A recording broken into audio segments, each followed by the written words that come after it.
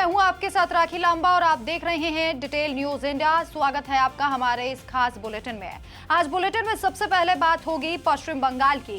पश्चिम बंगाल से जहां पर ममता बनर्जी ने अपने भतीजे अभिषेक बनर्जी को साइडलाइन कर दिया है, जिसके बाद कहा जा रहा है कि दीदी अब अपने भतीजे को भी दुश्मन की तरह देख रही हैं। वहीं दूसरी खबर में दिखाएंगे कि मोदी ने कैसे कांग्रेस के हिंदू विरोधी सपने को कुचला है।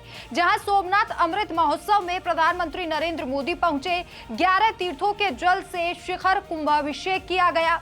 यह कांग्रेस के मुंह पर एक करारा तमाचा था। तीसरी खबर में आपको दिखाएंगे कि कैसे योगी आदित्यनाथ ने 2027 के लिए अखिलेश यादव की टेंशन को बढ़ा दिया है। कैबिनेट विस्तार में 8 नए मंत्रियों ने शपथ ली है। भूपेंद्र सिंह चौधरी समेत धुरंधर नेताओं को जिम्मेदारी दी गई है। अब 60 सदस्यीय मंत्रिमंडल के साथ भाजपा चुनावी तैयारियों में और मजबूती से जुट गई है। वहीं चौथी खबर में देखिए कि पश्चिम बंगाल में नई शुभेंदु सरकार एक्शन मोड में आ गई है। मुख्यमंत्री शुभेंदु अधिकारी ने योगी स्टाइल में अवैध गाय तस्करी और बिना लाइसेंस वाले पशु बाजारों पर सख्त कार्रवाई के निर्देश दे दिए हैं। वहीं पांचवी खबर, मिडिल ईस्ट संकट के बीच प्रधानमंत्री नरेंद्र मोदी ने बड़ी अपील की है कि 1 साल तक सोना ना खरीदे, पेट्रोल डीजल बचाएं, वर्क फ्रॉम होम अपनाएं।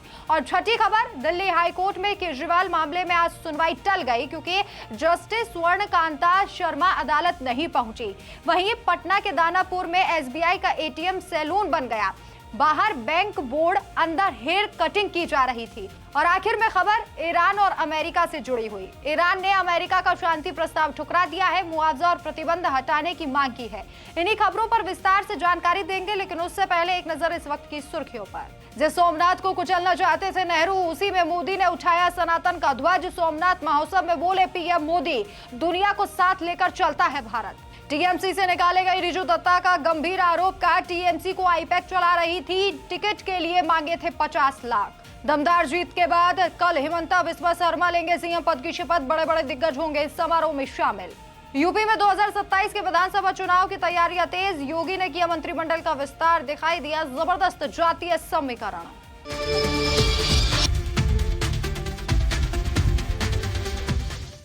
चलिए अब खबरें विस्तार से। तो विधानसभा चुनाव में करारी हार के बाद तृणमूल कांग्रेस पे बड़ा भूकंप आ गया है। ममता बनर्जी ने अपने भतीजे और पार्टी के दूसरे नंबर के नेता अभिषेक बनर्जी को ही साइडलाइन कर दिया। विपक्ष की भूमिका में टीएमसी की नई टीम में अभिषेक के करीबी नेताओं को पूरे तरीके से हटा दिया गया है, जबकि ममता की पुरानी और भरोसेमंद लीडरशिप को प्रमुख जिम्मेदारियां सौंपी गई हैं। तृणमूल ने 80 साल के अनुभवी नेता शोभन देव चट्टोपाध्याय को बंगाल विधानसभा में नेता प्रतिपक्ष घोषित किया है। असीमा पात्रा और नयना बंदोपाध्याय को उप नेता प्रतिपक्ष और कोलकाता के मेयर फरहाद हकीम को मुख्य सचेतक बनाया गया। ये सभी नेता लंबे समय से ममता बनर्जी के करीबी माने जाते हैं। हालांकि बयान पर अभिषेक बनर्जी ने भी हस्ताक्षर किए, लेकिन टीम का चयन साफ संकेत देता है कि ममता अब युवा खेमे और आईपैक फॉर्मूले से दूरी बना रही हैं। 2021 की जीत के बाद अभिषेक ने युवा नेताओं और नए चेहरों को तरजीह दी थी, लेकिन इस हार ने ममता को पुरानी अनुभवी और आजमाई हुई टीम पर भरोसा जताने को मजबूर कर दिया है। यह बदलाव टीएमसी के अंदरूनी समीकरणों में महत्वपूर्ण माना जा रहा है, जहां ममता अब विपक्ष की भूमिका में मजबूत और अनुभवी नेतृत्व के साथ शुभेंदु सरकार का सामना करने की तैयारी कर रही हैं। और वहीं स्वतंत्र भारत के पहले प्रधानमंत्री जवाहरलाल नेहरू ने सोमनाथ पुनर्निर्माण का पुरजोर विरोध किया था, लेकिन अब वहीं प्रधानमंत्री नरेंद्र मोदी ने देश का सर गर्व से ऊंचा कर दिया है और यही मोदी की ताकत है। दरअसल प्रधानमंत्री नरेंद्र मोदी सोमनाथ अमृत महोत्सव पहुंचे। उन्होंने प्रथम ज्योतिर्लिंग में विशेष महापूजा की, 11 तीर्थों के पवित्र जल से शिखर कुंभाभिषेक किया, ध्वज पूजन और ध्वजारोहण किया। यह भव्य आयोजन मंदिर के पुनर्निर्माण की 75वीं वर्षगांठ पर हो रहा है। गौरतलब है कि यह समारोह कांग्रेस के मुंह पर तमाचा है। याद कीजिए, आजादी से पहले जब सरदार पटेल के संकल्प से जब मंदिर का काम शुरू हुआ तो नेहरू ने 17 से अधिक पत्र लिखे।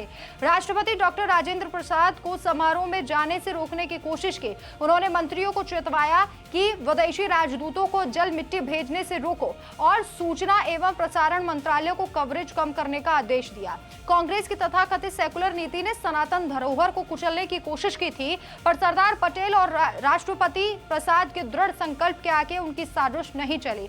आज उसी सोमनाथ मंदिर में प्रधानमंत्री नरेंद्र मोदी सांस्कृतिक पुनरुत्थान का प्रतीक बनकर खड़े हैं। जहां कांग्रेस ने हिंदू आस्था को अपमानित किया था, वहां मोदी सरकार गौरव और विकास की विरासत को एक साथ लेकर आगे बढ़ रही है। है। ये सिर्फ एक मंदिर का महोत्सव नहीं, बल्कि 1000 साल की गुलामी और लूट के बाद सनातन की जीत का प्रतीक बन गया है। और वहीं मुख्यमंत्री योगी आदित्यनाथ ने 2027 विधानसभा चुनाव से पहले अखिलेश यादव की सियासी टेंशन बढ़ा दी है। रविवार 10 मई 2026 को उनके कैबिनेट का दूसरा विस्तार हुआ, जिसमें भाजपा ने अनुभवी और धुरंधर नेताओं को जिम्मेदारी देकर विपक्ष को साफ संदेश दे दिया। राज्यपाल आनंदीबेन पटेल ने जनभवन में 8 नेताओं को शपथ दिलाई। पूर्व भाजपा प्रदेश अध्यक्ष भूपेंद्र सिंह चौधरी और मनोज कुमार पांडे को कैबिनेट मंत्री बनाया गया। कृष्णा पासवान, कैलाश सिंह राजपूत, सुरेंद्र दिलेर और हंसराज विश्वकर्मा को राज्य मंत्री का पद मिला है। अजीत सिंह पाल और सोमेंद्र तोमर को राज्य मंत्री स्वतंत्र प्रभार का दर्जा दिया गया। यह विस्तार जाति, क्षेत्र, संगठनात्मक संतुलन को ध्यान में रखकर किया गया है। योगी सरकार अब विकास, कानून व्यवस्था और लोक कल्याण योजनाओं को और तेजी से आगे बढ़ाएगी। 60 सदस्यीय मंत्रिमंडल के साथ भाजपा 2027 में पूर्ण बहुमत की ओर आगे मजबूती से बढ़ रही है। इसी के साथ पश्चिम बंगाल में नई शुभेंदु सरकार भी एक्शन मोड में आ गई। मुख्यमंत्री शुभेंदु अधिकारी ने मवेशी तस्करी पर लगाम कसने के लिए पुलिस को निर्देश जारी किए। ठीक वैसे ही जैसे योगी आदित्यनाथ उत्तर प्रदेश में अपराध और तस्करी के खिलाफ जीरो टॉलरेंस की नीति अपनाते हैं, पश्चिम बंगाल पुलिस मुख्यालय ने राज्य भर के सभी पुलिस अधिकारियों को आदेश दिया है कि बिना लाइसेंस वाले सभी अवैध पशु बाजारों को तुरंत बंद किया जाए, अवैध परिवहन नेटवर्क पर नजर रखी जाए और संगठित तस्करी सिंडिकेट पर सीधा प्रहार किया जाए। संवेदनशील इलाकों में गश्त बढ़ाने और संदिग्ध गतिविधियों पर तुरंत कार्रवाई के निर्देश दिए हैं। नई सरकार बनते ही शुभेंदु कैबिनेट की पहली बड़ी पहल में ये अभियान शुरू किया गया है, जो बंगाल में लंबे समय से चली आ रही गाय तस्करी की कमर तोड़ने का संकेत देता है। और वहीं प्रधानमंत्री नरेंद्र मोदी ने मिडिल ईस्ट में चल रहे संकट के प्रभाव को कम करने के लिए देशवासियों से महत्वपूर्ण अपील की। सिकंदराबाद में जनसभा को संबोधित करते हुए पीएम मोदी ने कहा कि पड़ोस में युद्ध चल रहा है, जिसका असर वैश्विक आपूर्ति श्रृंखला और ऊर्जा कीमतों पर पड़ रहा है। भारत जैसे तेल आयातक देश को इस चुनौती का सामना एकजुट होकर करना होगा। प्रधानमंत्री ने लोगों से आग्रह किया कि 1 साल तक शादियों समेत किसी भी अवसर पर सोना ना खरीदें। इससे विदेशी मुद्रा भंडार की बचत होगी। इसके साथ ही पेट्रोल डीजल का संयमित उपयोग करें। सार्वजनिक परिवहन, कार पेट्रोलिंग, मेट्रो और इलेक्ट्रिक वाहनों को प्राथमिकता दें। उन्होंने कोविड काल की तरह work from home, online meeting और वीडियो कॉन्फ्रेंसिंग को फिर से अपनाने की अपील भी की है। क्या कुछ कहा उन्होंने, आप ये भी सुनिए। Work from home, online conferences, virtual meetings, इनको हमें फिर से प्राथमिकता देनी है। साथियों, आज जो संकट है उसमें हमें विदेशी मुद्रा बचाने पर भी बहुत जोर देना होगा। और वहीं दिल्ली हाईकोर्ट में आबकारी नीति घोटाले के मामले में सीबीआई की महत्वपूर्ण याचिका पर आज सुनवाई नहीं हो सकी। न्यायाधीश जस्टिस स्वर्णा कांता आज अदालत में उपस्थित नहीं हुई। उनके सामने अरविंद केजरीवाल, मनीष सिसोदिया और दुर्गेश पाठक समेत अन्य आरोपियों को बरी किए जाने के फैसले को चुनौती देने वाली सीबीआई की याचिका सूचीबद्ध थी। केजरीवाल और अन्य आरोपियों ने पहले ही जस्टिस शर्मा के सामने व्यक्तिगत रूप से या वकील के माध्यम से पेश होने से इनकार कर दिया है। उन्होंने जज के खिलाफ पक्षपात का आरोप लगाते हुए रिक्यूजल की मांग की थी, जिसे अदालत ने खारिज कर दिया था। इसके बाद केजरीवाल ने गांधी जी के सत्याग्रह का रास्ता अपनाते हुए लिखित रूप से सूचित किया कि वे इस मामले को अदालत में आगे नहीं लड़ेंगे। आज की सुनवाई के स्थगित होने से मामले की आगे की कार्रवाई पर असर पड़ेगा। सीबीआई ने निचली अदालत के बरी करने के फैसले को गलत बताते हुए हाईकोर्ट में चुनौती दी है। ये घटनाक्रम दिल्ली की राजनीति में नया तनाव पैदा कर रहा है। इसके साथ ही बिहार की राजधानी पटना के दानापुर इलाके में एक अजीबोगरीब मामला सामने आया। यहाँ भारतीय स्टेट बैंक के पुराने एटीएम बूथ को देखकर लोग पैसे निकालने की उम्मीद में जाते हैं, लेकिन अंदर घुसते ही उनका सामना कैंची, कंघे और हेयर कटिंग कुर्सियों से होता है। जी हाँ, बाहर से पूरा सेटअप एसबीआई का एटीएम जैसा बना हुआ है। नीला कैबिन, बैंक का बोर्ड और कांच का दरवाजा, लेकिन अंदर चल रहा है फुल फ्लेज सैलून। जानकारों के अनुसार यहाँ पहले एसबीआई का एटीएम था। बैंक ने किसी कारणवश स्थायी रूप से इसे बंद कर दिया।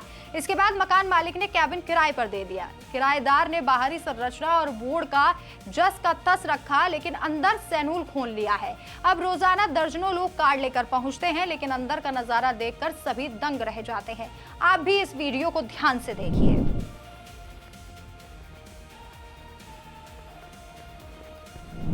और आखिरी में खबर, युद्ध से जुड़े हुए। पश्चिम एशिया में जारी युद्ध को समाप्त करने के अमेरिकी कोशिशों को झटका लगा है।